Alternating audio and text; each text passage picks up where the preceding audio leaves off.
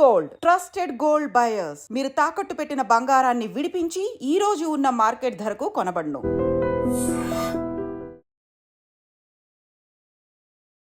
Hello, నేను మీ Vijay Karnam, personal finance expert, AMFI and IIDI registered founder of మా capital. మనము ఇంతకుముందు వీడియోస్లో దగ్గర ఒక 70+ videos mutual fund investment strategies కానీ, అండ్ మంత్లీ ఇన్కమ్ జనరేషన్ కానీ, లేకపోతే ఫండ్ అలొకేషన్ కానీ, లేకపోతే రిస్క్ మేనేజ్మెంట్ ఎలా చేసుకోవాలని ఇన్ డీటెయిల్గా డిస్కస్ చేస్తాము.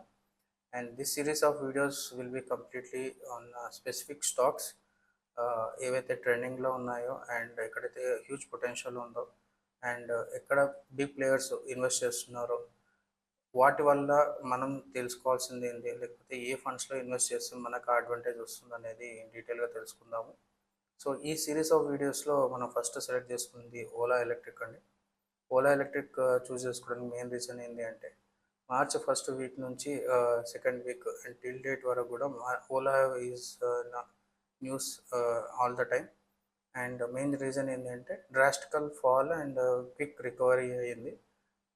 16% అప్వర్డ్ ట్రెండ్ వెళ్ళిపోయింది అండ్ -4% -6% డౌన్వర్డ్ ట్రెండ్కి వెళ్ళిపోయింది వెరీ షార్ట్ స్పాన్లో. సో దీనికి సిరీస్ ఆఫ్ ఈవెంట్స్ కూడా మనం ఒకసారి కన్సిడర్ చేయాలి. And from IPO till date అసలు ఏమైంది ఓలా స్టాక్లో మనం ఈ వీడియోలో డీటెయిల్గా డిస్కస్ చేద్దాము.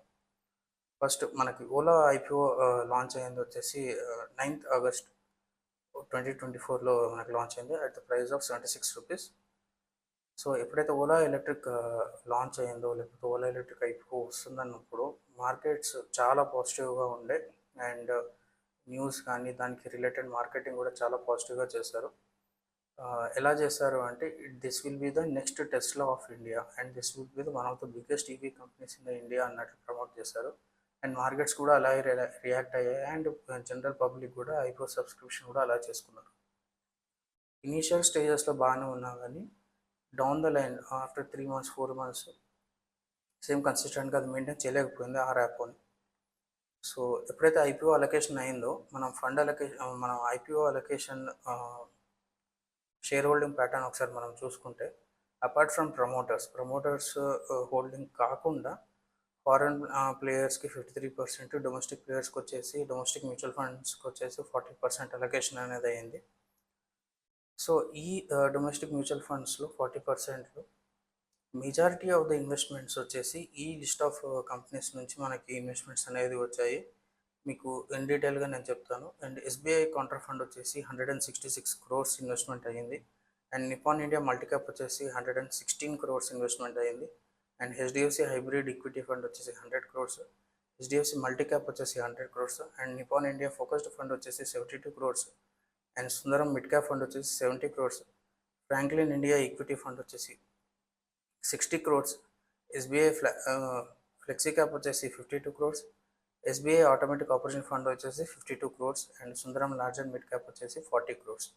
సో ఈ టైప్స్ ఆఫ్ ఇన్వెస్ట్మెంట్స్ అనేది హ్యూజ్గా పంపినాయి డొమెస్టిక్ ప్లేయర్స్ నుంచి apart from retail players. And after within short span within 10 days 76 rupees ఉన్న ప్రైస్ వచ్చేసి 146 రూపీస్కి వెళ్ళిపోయింది అనమాట. లెస్ దాన్ 10 days అనుకోవచ్చు. వర్కింగ్ డేస్ కన్సిడర్ చేస్తే లెస్ దాన్ 10 days అనవచ్చు.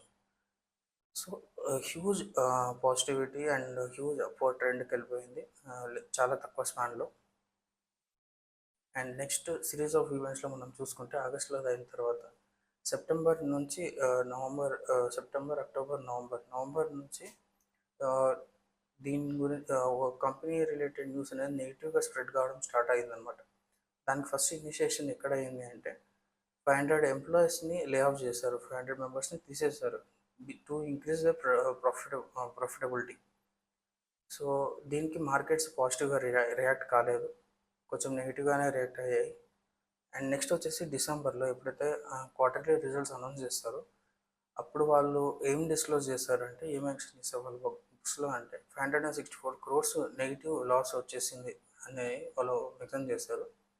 దీనికి మేజర్ రీజన్ వాళ్ళు ఏం చెప్పారు అంటే ఎక్కువ డిస్కౌంట్స్ ఇవ్వడం వల్ల at the same time EV demand పడిపోతుంది అనేసి వాళ్ళ బుక్స్ వాళ్ళు మెన్షన్ చేశారు. And next series of events మనం ఫిబ్రవరిలో చూసుకుంటే ఓలా ఎలక్ట్రిక్ వచ్చేసి 25,000 units ఈవీ వెహికల్స్ అమ్మాము అని చెప్పేసి వాళ్ళు చెప్పారు. కాకపోతే రియాలిటీలో మనకి గవర్నమెంట్ అథారిటీస్‌లో మనకు మెన్షన్ అయింది మాత్రం ఓన్లీ 8600. ఈ డిఫరెన్సే మేజర్ రీజన్ ఫర్ ది స్టాక్స్‌కి నెగటివిటీ న్యూస్ స్ప్రెడ్ కావడానికి ఎక్కువ స్కోప్ ఇచ్చిందని మనం కన్సిడర్ చేయొచ్చు. ఎందుకు అంటే ఇది ట్రస్ట్ ఇష్యూ కిందకి కన్సిడర్ చేయొచ్చు మనకు స్టాక్స్‌కి. ఎందుకంటే వీళ్ళు ట్రాన్స్‌పరెంట్‌గా లేరు అనేది ఒక నెగటివిటీ స్ప్రెడ్ అయింది రిటైల్ ఇన్వెస్టర్స్‌లో కూడా. సో, దీన్ని సార్ట్ ఔట్ చేయడానికి గవర్నమెంట్ వాళ్ళు దీన్ని ఎక్స్‌ప్లనేషన్ కూడా అడిగారు. సో, వాళ్ళు ఏం చెప్పారు అంటే, ఇది మేము రిజిస్ట్రేషన్ అనేది మేము థర్డ్ పార్టీ ఏజెన్సీకి ఇస్తాము. వాళ్ళు రిజిస్ట్రేషన్స్ చేయలేదు. అది బ్యాక్‌లాగ్‌లో ఉంది. వితిన్ షార్ట్ స్పాన్ అంటే ఈ ఫినాన్షియల్ ఇయర్ క్లోజింగ్‌లోపు ఆ రిజిస్ట్రేషన్స్ అన్ని క్లోజ్ చేస్తాము అని చెప్పేసి వాళ్ళు ఇన్ఫార్మ్ చేశారు గవర్నమెంట్ అథారిటీస్‌కి. కానీ ఆ డిస్ప్యూట్ అనేది ఇంకా లీగల్‌గా కంటిన్యూ అవుతూనే ఉంది. సో, ఇక్కడ షేర్ హోల్డింగ్ ప్యాటర్న్ ఒకసారి మనం కన్సిడర్ చేస్తే, ప్రమోటర్ షేర్ హోల్డింగ్ మాత్రం సేమ్ కన్సిస్టెంట్‌గా మెయింటైన్ అవుతుంది టిల్ డిసెంబర్ 2024 వరకు. 36.8% మాత్రం కంటిన్యూస్‌గా సేమ్ అవుతుంది. కానీ ఫారెన్ ప్లేయర్స్ వచ్చేసి 7.6% ఉన్నది 4.2%కి పడిపోయింది సెప్టెంబర్లో. అండ్ నెక్స్ట్ డిసెంబర్కి వచ్చేసి 2.1% మాత్రమే వాళ్ళు హోల్డింగ్ చేసుకున్నారు. అండ్ పర్సెంటేజ్ వైజ్లో చూసుకుంటే 40% అండ్ 50% రెడ్యూస్ అయిపోయిందనమాట. అండ్ డొమెస్టిక్ ప్లేయర్స్లో కూడా అంటే మ్యూచువల్ ఫండ్స్ కానీ వేరే ఇన్స్టిట్యూషన్స్ కూడా ఫస్ట్ 6.9% హోల్డింగ్ ఉన్న వాళ్ళు నెక్స్ట్ 5.2% అయింది. దాని తర్వాత 4.6%కి పడిపోయిందనమాట. సో, వీళ్ళందరూ సెల్ చేస్తుంటే బై చేసిన వాళ్ళు ఎవరు అంటే పబ్లిక్ మాత్రమే. పబ్లిక్ రిటైల్ ఇన్వెస్టర్స్ నాలాగా మీలాగా స్టాక్స్ కొనుక్కున్న వాళ్ళు. వీళ్ళు వాళ్ళ హోల్డింగ్స్ 42% నుంచి 51% వరకు షేర్ హోల్డింగ్ ప్యాటర్న్లో వాళ్ళ అలొకేషన్ అనేది పెరిగిపోయిందనమాట. సో, మార్చ్‌లో మేజర్ ఈవెంట్ ఏం జరిగింది అంటే, లాస్ట్ ఇయర్ 500 ఎంప్లాయీస్‌ని ఎలా తీసేశారో, ఈ ఇయర్ 1000 ఎంప్లాయీస్‌ని తీసేశారు మార్చ్‌లో.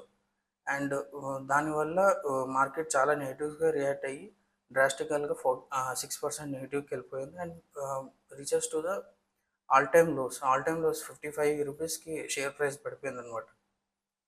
సో, గవర్నమెంట్ దీని గురించి ప్రికాషన్స్ తీసుకోవాలి అండ్ ఎక్స్ప్లెనేషన్స్ కావాలని కూడా అడిగారు. అంటే సేల్స్కి రిలేటెడ్ ఉన్న అలిగేషన్స్ కానీ వాళ్ళకున్న ఇష్యూస్ని సార్ట్అవుట్ చేసుకోమని కూడా వాళ్ళు దానికి జస్టిఫికేషన్ ఇవ్వమని కూడా వాళ్ళకి నోటీసెస్ ఇవ్వడం కూడా జరిగింది. వెరీ సూన్ అది సార్ట్అవుట్ కూడా అవుతుంది. సో, ఈ సిరీస్ ఆఫ్ ఈవెంట్స్ అన్నీ అవుతున్నప్పుడు ఫిబ్రవరిలో మెజారిటీ ఆఫ్ ద ఫండ్స్ ఎవరైతే హోల్డ్ చేసుకున్నారో 40% మన ఫస్ట్ స్లైడ్లో మనం డిస్కస్ చేసినట్టుగా, వాళ్ళలో మెజారిటీ ఆఫ్ ద ఫండ్స్ ఎవరెవరు సెల్ చేశారో అని మనం చూసుకుంటే, హెచ్డిఎఫ్సి బిజినెస్ సైకిల్ ఫండ్ వచ్చేసి 15 crores వాళ్ళు సెల్ చేసుకున్నారు. అండ్ మిరే అసెట్ వచ్చేసి multi cap fund 13 crores, same అదే ఫండ్ హౌస్ నుంచి ELSS tax ever fund 100 crores cell చేసుకున్నారు. ఇట్స్ బిగ్ అమౌంట్ యాక్చువల్గా. అండ్ సేమ్ ఏఎంసీ నుంచి 61 crores అండ్ మళ్ళీ సేమ్ ఏఎంసీ నుంచి 157 crores. సో, ఈ విరే అసెట్ ఏఎంసీ అనేది కంప్లీట్గా ఓలా ఎలక్ట్రిక్ని నమ్మట్లేదు. అంటే లాంగ్ టర్మ్కి ఇది మంచి క్వాలిటీ స్టాక్ కానీ వాళ్ళు భావించట్లేదు కాబట్టి వాళ్ళు క్లోజ్ చేసుకుంటున్నారు. అండ్ ఎస్బీఐ కౌంటర్ కూడా వాళ్ళ అలొకేషన్ వచ్చేసి అరౌండ్ 160 ఏమో ఉండే అనమాట మనం ఫస్ట్ స్లైడ్ చూసుకుంటే. అక్కడ నుంచి ఆల్మోస్ట్ ఆల్ 100 crores వాళ్ళు సెల్ చేసేసుకున్నారు ఫిబ్రవరిలో. అండ్ యూటీఐ ఇన్నోవేషన్ ఫండ్ కూడా 9 crores సెల్ చేసుకున్నారు. కానీ ఇంత సెల్ చేస్తున్నా కూడా మొత్తం అందరూ ఒకే దగ్గర ఉన్నారంటే అట్లాగా లేదు. చాలామంది ఇంకా హోల్డ్ చేస్తున్నారు కూడా. Nippon India multi cap 64 crores ఇంకా హోల్డింగ్లోనే ఉంది. అండ్ హెచ్డిఎఫ్సి మల్టీ క్యాప్ కూడా 56 crores హోల్డింగ్లోనే ఉంది. And HDFC transportation and logistic fund కూడా 33 crores హోల్డింగ్లో ఉంది. సుందరం లార్జ్ అండ్ మిడ్ క్యాప్ కూడా 32 crores హోల్డింగ్లో ఉంది. And Nippon India and large innovation fund కూడా 20 crores హోల్డింగ్లో ఉంది. అండ్ ఎవరెవరు కొత్తగా కొన్నారు, ఇది చాలా ఇంపార్టెంట్ డేటా. ఎందుకంటే మార్కెట్ అంతా కంప్లీట్ నెగిటివ్గా వెళ్తున్నా కూడా ఈ ఫండ్ హౌసెస్ వీళ్ళు ఈ ఫండ్ మేనేజర్స్ ఈ ఫండ్స్ మెయింటైన్ చేస్తున్నారో వాళ్ళు దీని మీద ఇంకా హోప్ ఉందన్నమాట. ఇది లాంగ్ టర్మ్కి షార్ట్ టర్మ్కా లేకపోతే వితిన్ ఇయర్ సెల్ అవుట్ చేయడానిక వీళ్ళు మళ్ళీ కొన్నారనమాట కొత్తగా. Sundaram mid cap, Baroda fund and Sundaram business fund 57 crores, 18 crores and 13 crores వీళ్ళు కొత్తగా ఇన్వెస్ట్ చేస్తారు మళ్ళీ దీంట్లో. అండ్ నెక్స్ట్ క్వార్టర్లీ రిజల్ట్స్ వచ్చేసి మిడ్ ఏప్రిల్ వరకు క్వార్టర్లీ రిజల్ట్స్ ఎక్స్పెక్ట్ చేయొచ్చు. ఈసారి క్వార్టర్లీ రిజల్ట్స్లో ఎటువంటి నెగటివిటీ లేదు. పాజిటివిటీ ఉంది. అంటే మీన్ సేల్స్ పెరగడం గానీ, లేకపోతే గవర్నమెంట్ ఇన్సెంటివ్స్ ఇంకా పెరగడం గానీ, అట్లాంటి ఏదైనా పాజిటివిటీ పెరిగింది అంటే స్టాక్ ప్రైజెస్ ఇంకా పెరిగే ఛాన్సెస్ ఉంటాయి. అప్పుడు పెరిగినప్పుడు మీరు డైరెక్ట్‌గా ఓలా షేర్స్ కొనడం బదులు, ఈ ఫండ్స్ ఎవరైతే కొత్తగా కొన్నారో, ఆ ఫండ్స్‌లలో మీరు ఇన్వెస్ట్ చేస్తే మీకు ఓవరాల్‌గా మీకు రిస్క్ అనేది తగ్గిపోతుంది. డైవర్సిఫై అయిపోతుంది. అట్ ద సేమ్ టైమ్ మీకు ఈ ఫండ్ మంచి పర్ఫార్మ్ కాకపోయినా సరే వేరే ఫండ్స్‌లలో మీ అమౌంట్ ఇన్వెస్ట్ అయ్యి ఉంటది కాబట్టి, అంటే ఓవరాల్‌గా ఫండ్‌లో 90లో డైవర్సిఫై అయిపోయి ఉంటది కాబట్టి, మీ ఇన్వెస్ట్‌మెంట్ కాస్త కొంచెం సేఫ్ సైడ్‌లో ఉండే ఛాన్సెస్ ఉంటది. So, this is our complete comprehensive video on like Ola stocks. Ola stock అసలు కొనొచ్చా? కొనొద్దా? అనే వాళ్ళకి this will be like best detail explanation video from my side.